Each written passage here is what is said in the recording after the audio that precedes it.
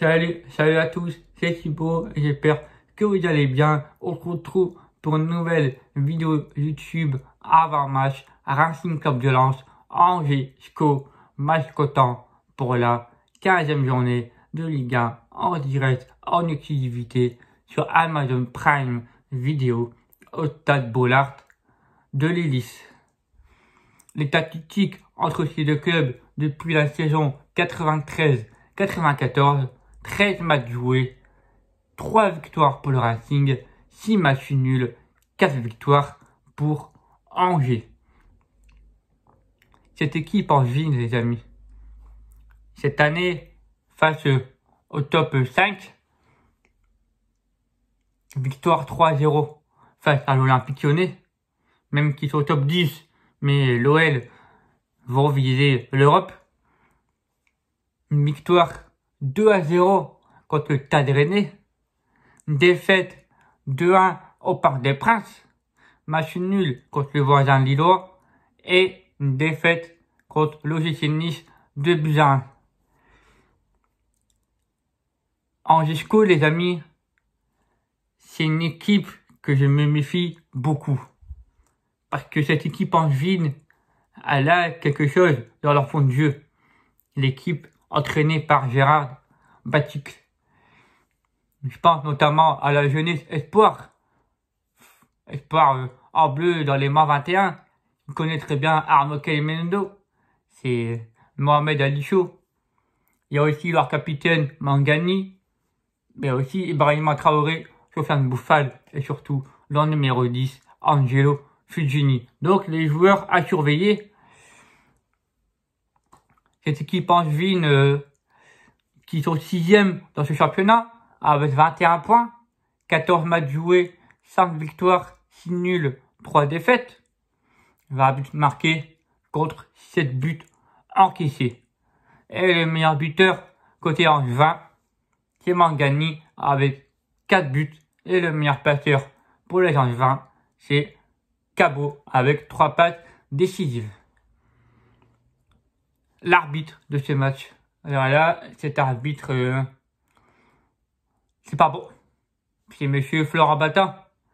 Et qui dit Bata dit il va falloir faire très attention. Surtout Jean-Louis Leca, qu'il connaît très bien. Il va falloir que, quand on connaît notre gardien et surtout quand son énervement, son caractère envers les arbitres. Donc il va falloir que Jean-Louis se tienne bien à carreau. Mais s'il y a quelque chose, comme on l'a vu face à Metz, où le but a été refusé pour les Messins, où Jean-Louis Leca s'énerve contre l'arbitre, et que l'arbitre de base lui met carte jaune, qui s'énerve, et que l'arbitre a été voir la VAR pour une main, et qu'au final Jean-Louis Leca avait bien raison. Donc voilà, donc monsieur Bata, c'est pas... comment dire... Enfin bref, vous m'avez compris de cet arbitre. Ce match, les amis, avant de parler les absents et la composition, etc. Moi, je suis dans un état de déception.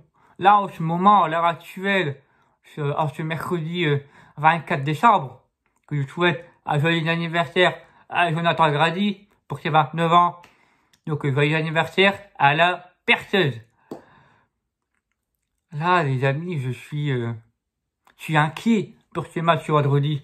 Là, je ne sais pas quoi dire. C'est ce match contre Brest. Ça a été un incident pour moi. Ça a été un match où on a passé à travers. Malgré les occasions, mais on n'a pas été récompensé par nos occasions franches de poteaux de Ganago et de Seko Fofana. L'action manquée de Frankowski avant le 1-1 et le sauvetage par Christopher Herrel. Donc voilà les amis, et donc du coup ce match, il va falloir vite changer de visage. Il va falloir face à Angers mettre l'intensité directe le premier quart d'heure, comme on l'a fait contre Metz et comme on l'a fait contre Troyes lors de ces deux précédentes journées à domicile. Parce que là, les amis, on a un match à guichet fermé. Un match plein. C'est fabuleux. Quand je vois le voisin lillois qui sont en Ligue des Champions, qui n'arrivent pas à remplir le stade, franchement, c'est catastrophique de la part des Dogs. Alors que nous, contre Angers, contre Troyes, enfin bref, tout le reste, à domicile, on fait du guichet fermé. Donc voilà, c'est incroyable, je serai présent au stade.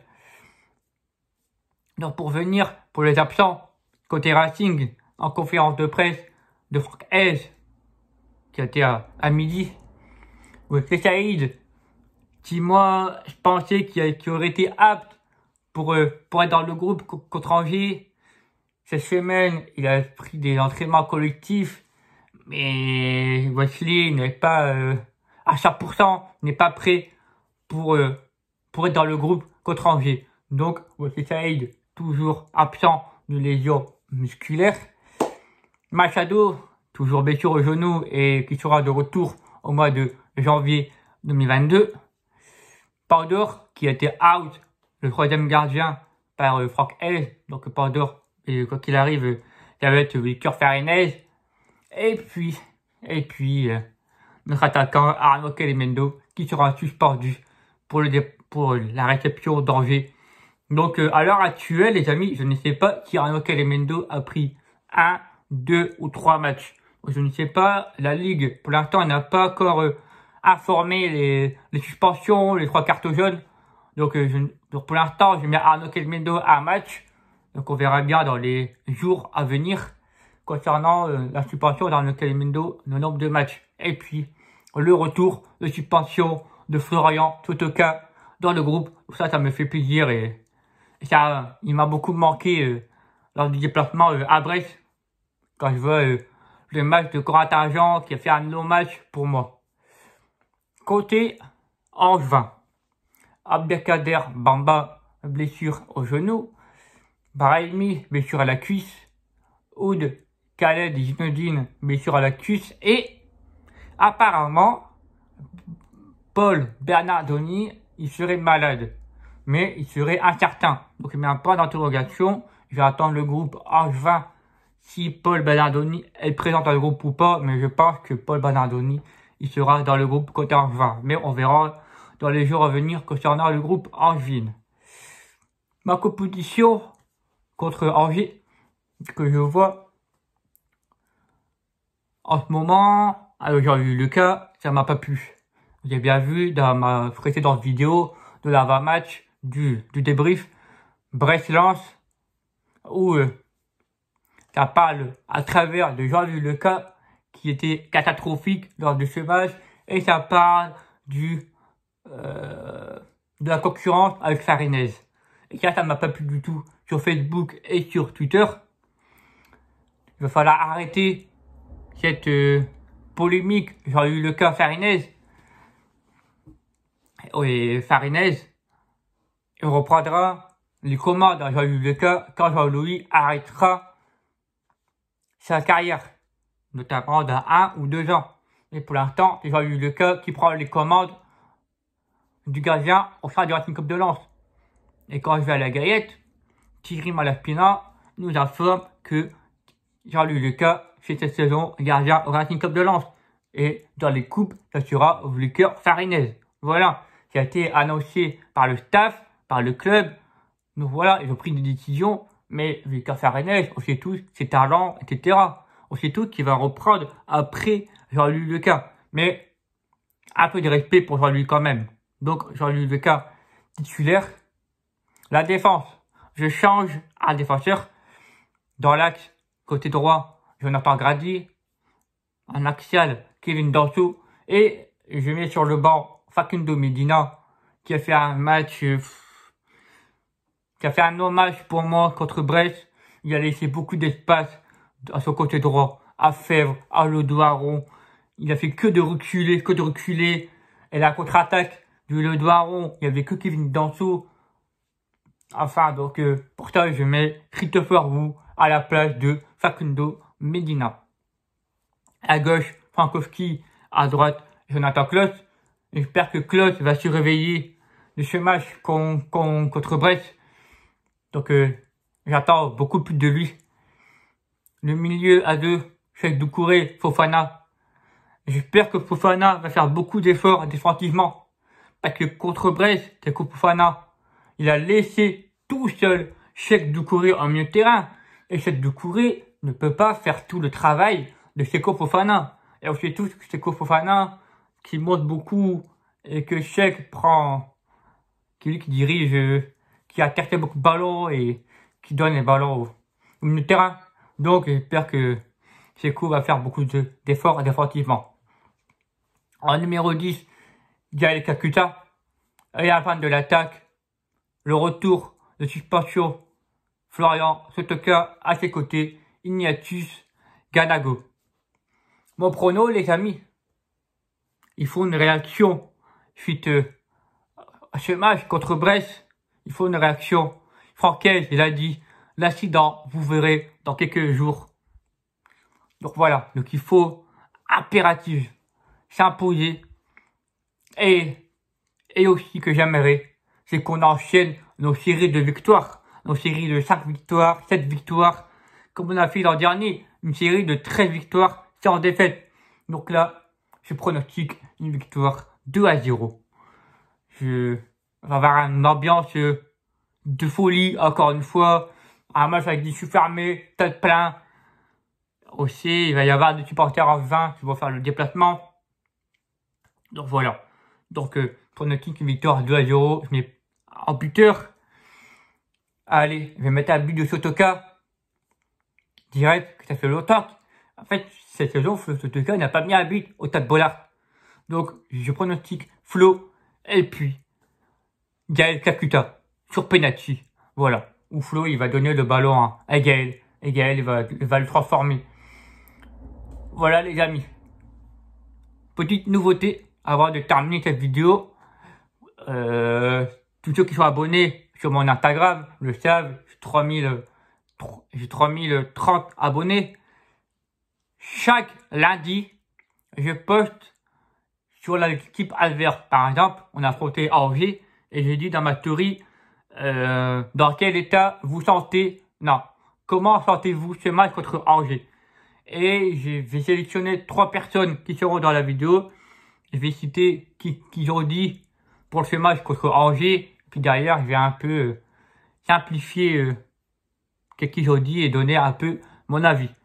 Donc, si vous voulez participer, c'est sur mon Instagram. Je vais mettre mon Instagram en description.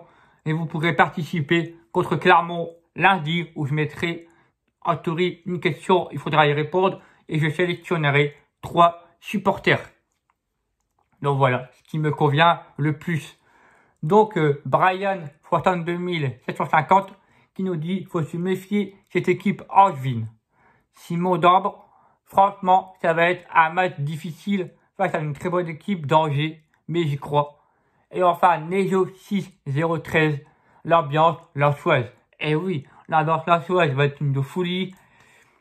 On va être là pour encourager nos joueurs et pour beaucoup plus les booster. Simon d'Ambre qui nous dit, ça va être un match difficile face à une très bonne équipe Angers. Et oui, comme j'ai dit au début de vidéo, Angers, ça va pas être facile. Mais moi, j'y crois.